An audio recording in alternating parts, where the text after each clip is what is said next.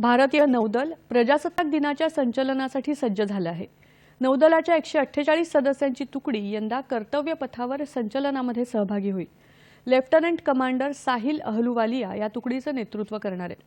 विशेष म्हणजे यंदाच्या प्रजासत्ताक दिन संचलनात पहिल्यांदाच नौदलाच्या बँडमध्ये 6 महिला अग्निवीरांचा समावेश असणार आहे। भारतीय नौदलाच्या चित्ररथातून देशाच्या सागरी सामर्थ्याचं दर्शन घडवलं जाणार आहे। नौदलाच्या आत्मनिर्भरतेच्या उपक्रमांवर यावेळी प्रकाश टाकला जाईल।